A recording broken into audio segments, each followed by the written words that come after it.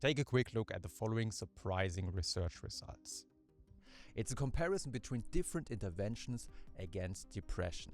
And what you can see at first sight is that there is a surprise winner. The ranking is led by dancing. Dancing seemed to be the most effective treatment against depression in this gigantic meta-analysis that has been published in the British Medical Journal, and in which 218 single studies were analyzed with more than 14,000 participants. And at first sight, indeed, dancing seemed to be much better than a psychotherapy, much better than other sports-related interventions like jogging, yoga, strength training, tai chi or qigong, or cycling. But it also seemed to be 3 times more effective, if we just take a look at the effect sizes, than antidepressants, so the standard medication against depression. So what the heck is going on? First of all, why were the antidepressants in this study so weak? In fact, it's not a surprise, because we've seen hundreds of studies in which antidepressants were not much better than placebo pills. Indeed, about 2/3 of the effects of antidepressants can be explained by the placebo effect.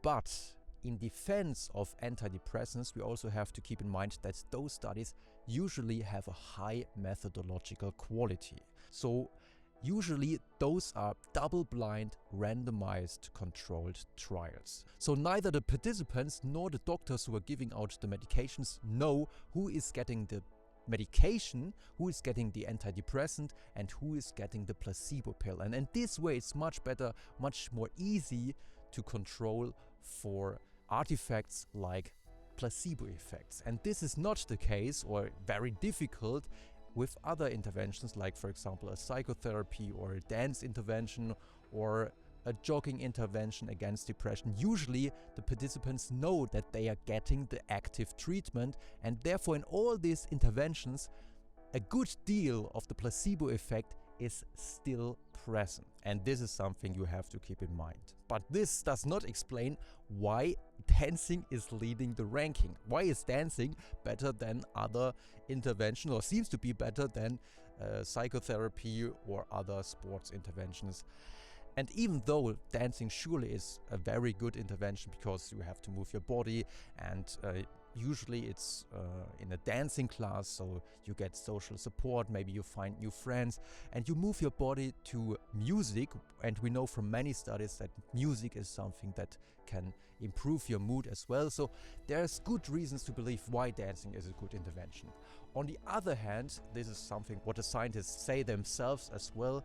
You have to keep in mind that the empirical evidence for dancing at the moment is still quite low. So for this meta-analysis, for example, there were just 5 studies on dancing, whereas for example, for walking and jogging, there were 10 times more studies.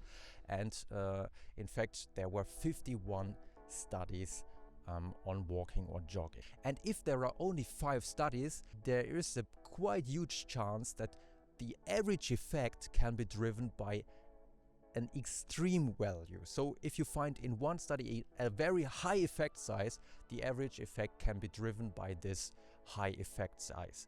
And this is exactly what is going on. If we take a look at those 5 studies, we see that 4 of them have quite usual small, moderate effect sizes, whereas one study has a gigantic effect size, which is of course driving the average effect. And therefore it makes a lot of sense to take a look at what is going on in this study with this gigantic effect size. And in this study, 60 women were the participants, and one group of them had to dance, or was allowed to dance, in a Zumba dancing class for 60 minutes, 3 times a week, for about 12 weeks. So in fact, quite an intense intervention. If you keep in mind that, for example, psychotherapy usually is just once a week, this dancing intervention was 3 times a week, 1 hour, and for a duration of 12 weeks.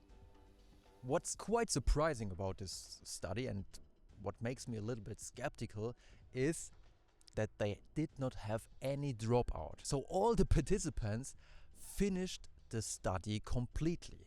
So there was nobody, and this is really uncommon because especially when there are participants with depression, some of them say at some point in time, it's really too hard.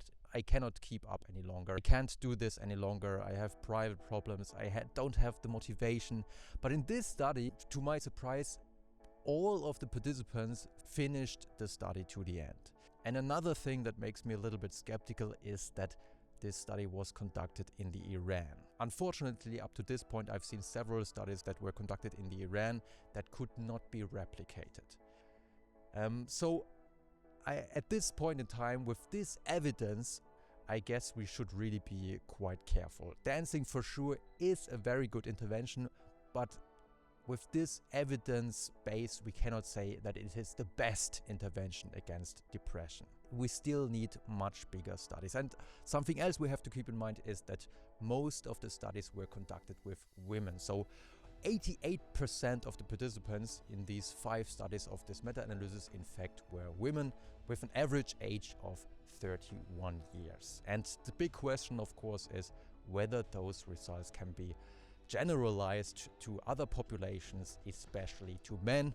And if I think about myself and about my feelings if I have to dance, it's not the intervention for me, but because in fact sometimes I feel very awkward and I don't know if it's the right intervention for all men, but maybe after some warming up and getting used to it, it still might be a great intervention.